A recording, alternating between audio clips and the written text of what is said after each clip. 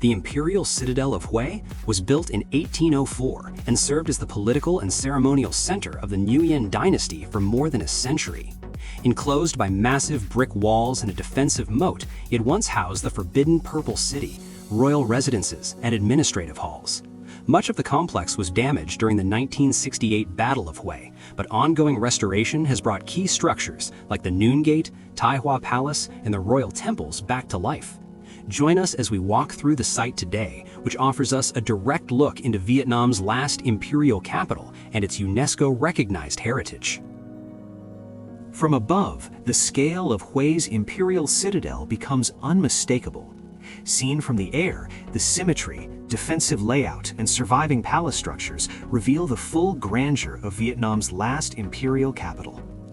We enter the citadel through the separation gate, and a glance to the left reveals the sweeping three-tiered flag tower rising above the outer walls.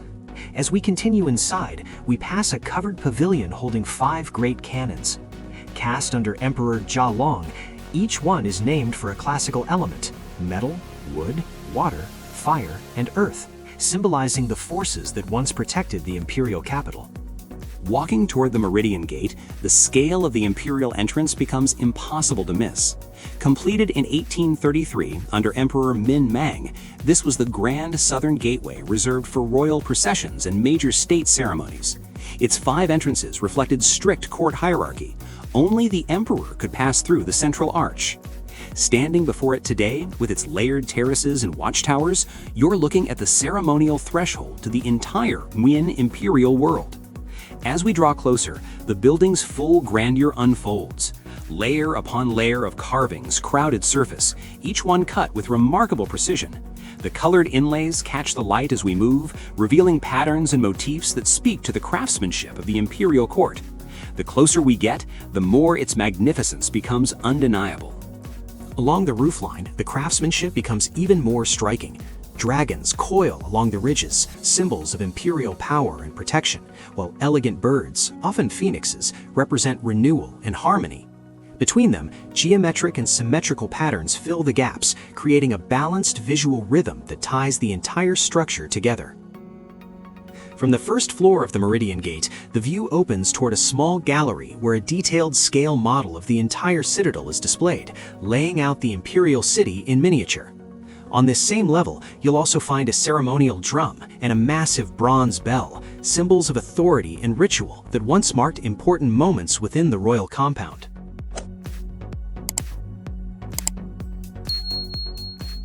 Exiting the Meridian Gate from the rear, we follow a narrow pathway flanked on both sides by koi ponds that leads us toward Tai Hoa Palace, freshly restored and gleaming with its original imperial colors. This hall was the ceremonial heart of the Nguyen court, where emperors held audiences, received foreign envoys, and presided over major state rituals. As we approach, the significance of the building becomes clear. This was the throne hall, the very place where imperial authority was displayed in its most formal and majestic form. The rooftop here carries the same decorative language as the Meridian Gate: dragons curling along the ridges, phoenixes poised at the corners, and symmetrical ceramic inlays filling every gap. It's a continuation of the imperial aesthetic, echoing the power, balance, and artistry that define the entrance to the citadel. Videography isn't permitted inside the main hall, but photos and video are allowed in the rear corridor behind the building, which still lets you appreciate the renewed splendor of the restored building. Notice the rich use of deep red and gold, colors traditionally associated with prosperity, vitality, and auspicious energy, adding to the building's regal presence. There's also a small exhibition hall here, showcasing a series of photographs that document the restoration process of this building. We continue on toward Ta Vu, the left wing of the ceremonial complex. Inside, a large, vividly colored scale model of the entire imperial citadel lays out the ancient city in miniature, making it easy to visualize how the Nguyen emperors organized their seat of power. Here, our guide Phung walks us through the historical and cultural significance of the citadel, from its 19th century construction under Emperor Gia Long to its role as the political and spiritual heart of the dynasty, and even its more turbulent moments in recent history.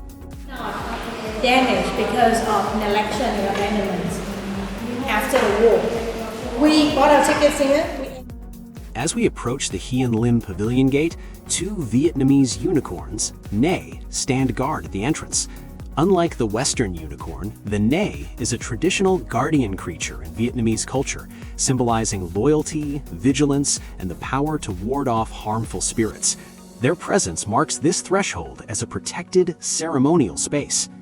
The gate itself is richly decorated with motifs used throughout the Nguyen dynasty. Dragons along the roofline representing imperial authority, phoenixes symbolizing peace and prosperity, and clusters of ceramic floral patterns meant to evoke harmony and longevity. These designs weren't just ornamental, they formed a visual language that reminded every visitor they were stepping into a realm tied to ancestral worship and royal memory. Ahead rises the Hiển Lim Pavilion itself, a tall, three-story memorial structure meant to commemorate the dynasty's most loyal officials and significant achievements. In the 19th century, this courtyard served as a ceremonial zone where offerings, rituals, and imperial commemorations took place. Standing here, the symmetry of the layout, the alignment of the pavilion with the ancestral temple, and the surrounding stone steles all reflect the Confucian order that shaped the Nguyen court. Hierarchy, reverence, and the enduring duty to honor one's predecessors. As we continued our excursion through the grounds, we passed by this very ordinary-looking gateway. What's so special about this gateway? It is featured as the background of an actual photo showing the Empress passing by this gate in a ceremonial procession around the early 1900s. We then entered the Ting Ming Pavilion, a later Nguyen Dynasty addition built on the grounds of the Yen Ta Palace. This pavilion formed part of the residential compound reserved for the Queen Mother and the Grand Queen Mother, an area designed to honor the highest-ranking women of the imperial court and ensure their comfort and seclusion within the citadel. As we look up, the buildings reveal the signature artistry of the Nguyen dynasty, roof lines layered with intricate carvings and vibrant ceramic inlays. The carvings signify imperial power and the protection of the realm. Inside the main building, the displays offer a representative selection of the wooden furnishings used by the Nguyen royal household, pieces that reflect the craftsmanship, materials, and design traditions of the period.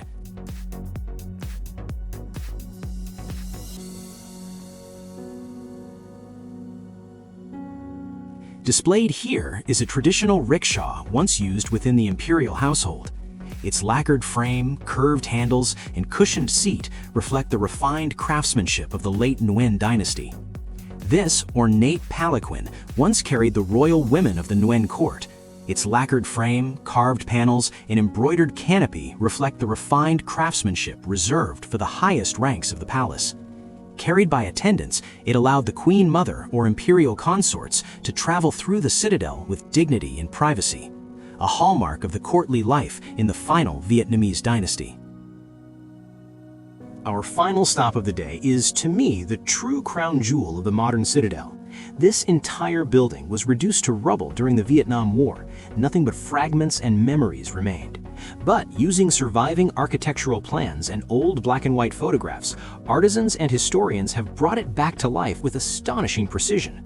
What stands here now feels like a paradox, a structure that is both brand new and ancient at the same time. The colors blaze with the brightness they would have had in the 1800s. The lacquer gleams and the intricate inlays shimmer as if the imperial court had only just stepped out. It's a vivid reminder of how resilience and restoration can resurrect a piece of history that was once thought lost forever. As we step closer, the exterior of the building reveals a level of artistry that borders on overwhelming. Every inch of the facade is alive with color, texture, and symbolism, so densely decorated that the eye barely knows where to look first.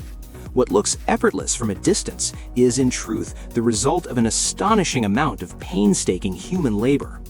These surfaces were not created by a handful of artisans, but by hundreds of craftsmen working in coordinated teams: carvers, painters, ceramic inlayers, lacquer specialists, and metalworkers, each contributing their own mastery to a single unified vision. Many of the decorative elements you see here were shaped individually by hand. Tiny porcelain shards, sculpted floral motifs, mythic creatures, curling cloud patterns, and geometric borders that repeat with mathematical precision. Imagine the process: thousands of small adornments, each one molded, fired, polished and painted in separate workshops.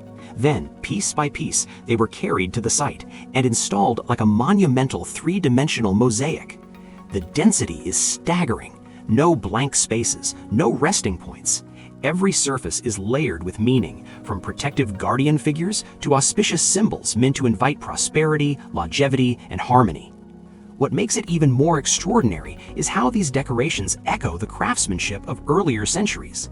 The artisans who rebuilt this structure studied old photographs, surviving fragments, and historical records to recreate the imperial aesthetic with near obsessive accuracy.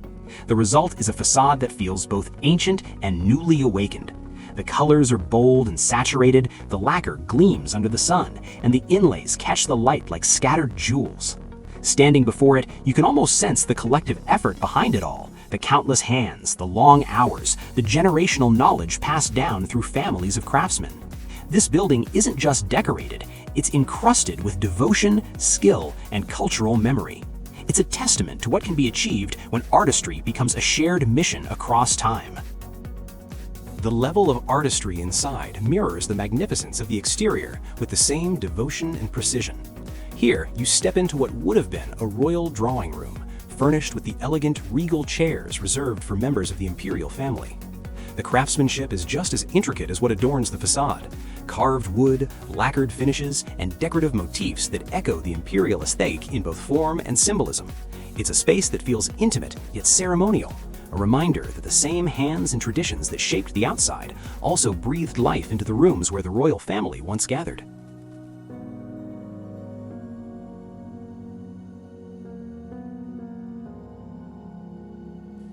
This is a Nguyen Dynasty royal palanquin, the type used to carry members of the imperial family during formal processions.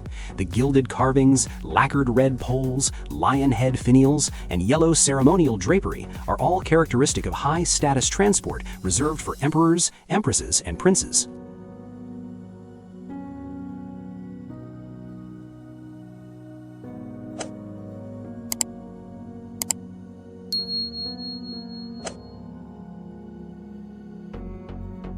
There's still a few more rooms to wander through, each filled with exquisite furniture and richly detailed furnishings.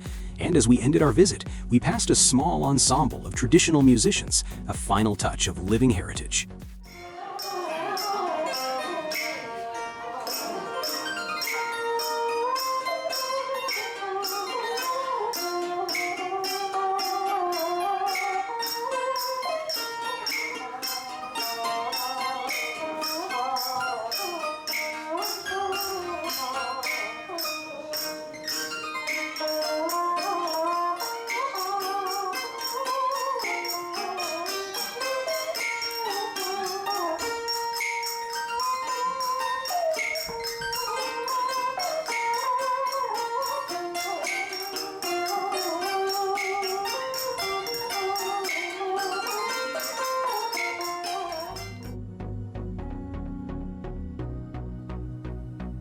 We exited the citadel through the Hiển Nhơn Gate, one of the most colorful gateways in the entire complex.